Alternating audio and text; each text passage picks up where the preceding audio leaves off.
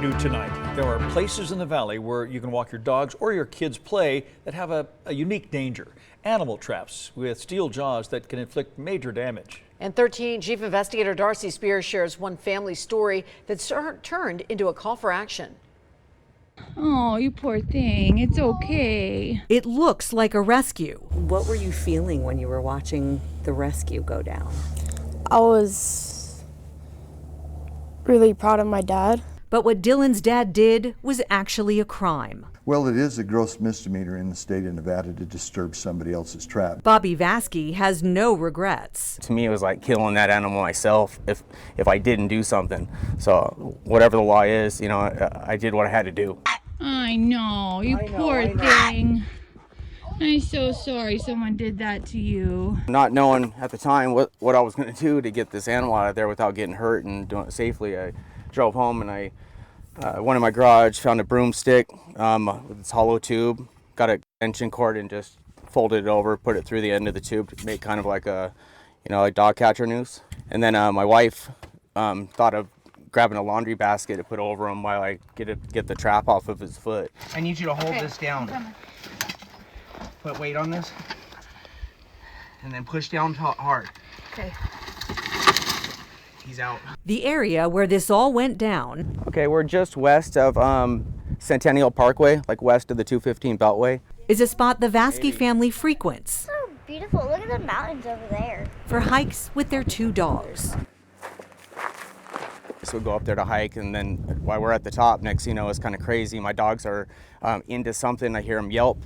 Same time, I look over and I see a fox that's stuck in a trap by his paw. One of the dogs set off another trap. My dog did step in it and luckily didn't get hurt, but it could have been my kids. I wanted to help the animal. I didn't want to leave it.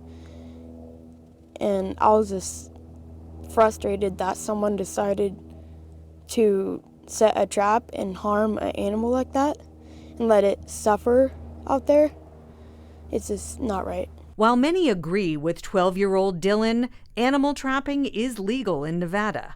Why? Why lure an animal to a point where it has no choice but to get caught in a trap and suffer? It's harmless. I don't know why anyone would do that. It's so messed up, and the laws need to be changed. The Vasky family believes the trappers used this glittery garland to mark the fox's den, which was just feet away. And they put the trap right on his doorstep to where he couldn't come out of his home without stepping in that trap. That is just it's so wrong. Jessica noticed something else. I saw a piece of rancid meat right next to the trap, and I didn't know any of this was legal. Doug Nielsen of the Nevada Division of Wildlife says baiting is allowed as long as the bait isn't exposed. Meaning that you can't set a leg hold trap out and put a chunk of steak on the trap. The main reason for that? To protect birds of prey. It's not okay to catch them in a trap. NDOW investigated this case. Game wardens did not cite Bobby for freeing the fox and found the trapper did nothing wrong. They have to witness a violation to take action. As far as the meat there, the investigative officer would actually have to put that meat in the trap or in vicinity of the trap before it was triggered. I've been working on this issue since 2010. Gina Grayson of Nevada Voters for Animals. Just glad that someone's pet was untrapped. Because we've seen that happen. According to NDOW, it happens to dogs about 23 times a year. That means on average, twice a month, someone's pet gets caught in a trap. We need to regulate it, and those of us who are not hunters and trappers that want to appreciate wildlife need to have a say. Animal advocates like to point out an irony in the law, especially in protected areas within Red Rock. Hikers and visitors can't take a rock for a memory or a flower or disturb something like this Joshua tree, but it is legal to take a life, natural wildlife that lives in the area, kill it and sell its pelt for profit. Trapping season typically runs from October through February. The Nevada Trappers Association held its annual fur sale in Fallon on February 26th and 27th. Fox pelts typically sell for between $15 and $50. This gray fox's pelt would have likely fetched no more than $20. People want to hunt, that's your business. I'm not going to stop it.